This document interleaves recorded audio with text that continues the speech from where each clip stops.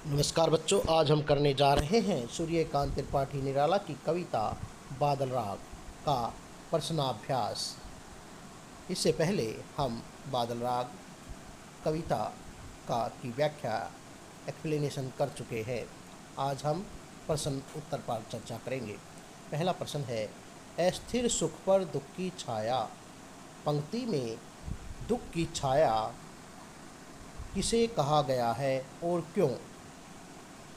उत्तर, अस्थिर सुख पर दुख की छाया पंक्ति के माध्यम से कवि ने दुख की छाया मानवों के जीवन में आने वाले कष्ट को कहा है।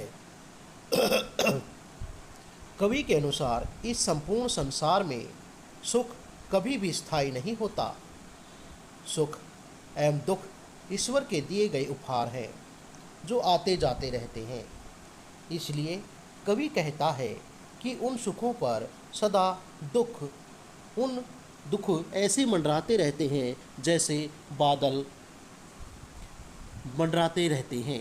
प्रश्न नंबर 2, अश्निपात से शापित उन्नत सतवीर पंक्ति में किसकी ओर संकेत किया गया है? अश्निपात से शापित उन्नत सतवीर से कवि का अभिप्राय पूंजीपति वर्ग की ओर है। बिजली गिरने का अर्थ क्रांति से है कि जब क्रांति होती है तो बड़े बड़े धरासवीर अर्थात पूंजीपति वर्ग भी बिजली गिरने से नष्ट भ्रष्ट हो जाते हैं। प्रश्न नंबर 3, विपल्लव रव से छोटे ही शोभा पाते। पंक्ति में विपल्लव रव से क्या तात्पर्य है? छोटे ही है शोभा पाते, ऐसा क्यों कहा गया है? विपल्लव रव से छोटे ही शोभा पाते हैं। पंक्ति में विपल्लव रव से तात्पर्य क्रांति रूपी गर्जन से है। कवि कहना चाहता है कि क्रांति वह अस्त्र है जिसके माध्यम से आम आदमी गलत के खिलाफ आवाज़ उठा सकता है और अपने ऊपर हुए अत्याचार को जड़ से समाप्त कर सकता है।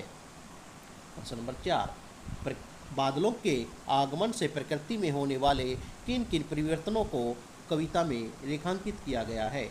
उत्तर, बादलों के आगमन से प्रकृति में जो भी परिवर्तन होते हैं वे परिवर्तन कुछ इस प्रकार हैं।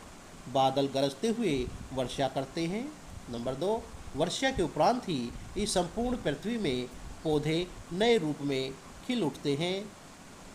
नंबर 3, जब बादल गरजते हैं तब बिजली भी चमकती है और उसी बिजली के चमकने से पर्वत के शिखर टूट जाते हैं।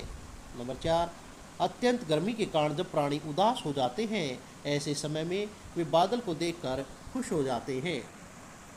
व्याख्या, देखिए व्याख्या हम पहले भी कर चुके हैं, यहाँ हम प्रसंग और विशेष नहीं कर रहे, इसलिए हम सिर्फ व्याख्या के ऊपर चर्चा करेंगे।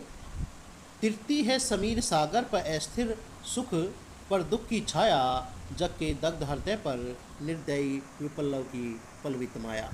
इन पंक्तियों में कवि ने बादलों को क्रांति का अग्रदूत माना है। कवि के अनुसार यदि जीवन में सुख है तो दुख भी है। ठीक उसी प्रकार यदि शोषण करने के लिए पूंजीपति वर्ग है तो उनसे लड़ने के लिए किसानों के पास क्रांति रूपी अस्त्र है। कवि ने इन पंक्तियों के माध्यम से बादल का आह्वान किया है, उन्हें क्रांति का प्रतीक माना है। दूसरा पद, नहीं है रे आतंक भवन, सदा पंख पर ही होता है जल विपल्लव प्लावन। प्रस्तुत पंक्तियों में कवि पूंजीपति के बड़े बड़े विशाल भवन दरअसल गरीबों के शोषण से ही बने हुए हैं। पूंजीपति वर्ग गरीब और निम्न वर्ग का शोषण कर करके ही अपने भवनों को विशाल बनाते हैं जो कभी भी खत्म हो सकते हैं।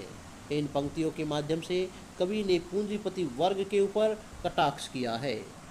धन्यवाद। लाइक, शेयर, सब्सक्राइब करना ना भूलें।